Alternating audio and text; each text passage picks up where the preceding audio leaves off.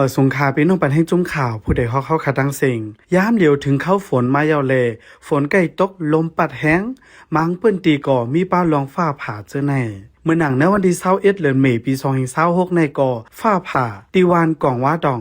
จะวิ่งสีเสียงเลเฮ็ดเฮอโวกวนหวานลู่ตาย49โตในค่ะเขา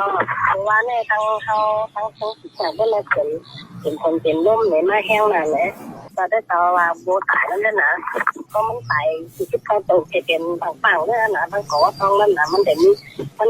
เดี๋ยวเราซื้อมันเป็นคนก็ยินเป้าให้หน่อยท่านี้มันเป็นคนทางเท่าไรก็หนังท่านเองตอนด่าก้นวานเขาเต้เลยจะเหยื่อตัวสัตว์เลี้ยงเจอในเส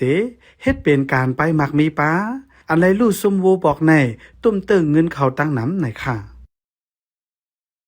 ต่อยาโบเลยแต่ว่าเจอลิงมันเนาะแล้วว่าที่ไว้ยี่อันนั้นเนาะคนหลงแล้วก็เปลี่ยนเงินเข้าเนี่ยเนาะพร้อมๆต่อยาเจอก็ถูกช่องในทางเนี่ยลิงตัวทัดมันซึ่งโบไว้เขาเราเรื่องขนาดเนาะเพราะว่าเนี่ยภาพทานเนี่ยได้เลยว่า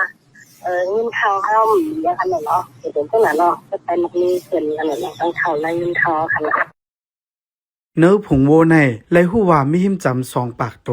อัญญาฟ้าผ่าตายในมี49ตัวเซตาเจ้าของมันเต้เป็นไว้หลายก่อมังก็ใครฝังลิ้นกำพองซ้ำแต่ไล่ขึ้นตื้นล่างไหนสิเตียวขาย1ตัว100,000ในก็มีเกี่ยวเลยลองในภูมิปุนพรเลก้นหวานเขาเตอุบโอห้องปางกลมสีตกลงกันกว่านะค่ะปันแห่งจุ่มข่าวผู้ใดฮอกและยินโจมขอบใจอย่านำอยู่อ้อย้อนโซเฮอพี่น้องเฮาอยู่ลิกัดเย็นหลอดหยานเพเขียนกุลองเสกัมข้าเป็นคอนเจงอ้อมาสงค่า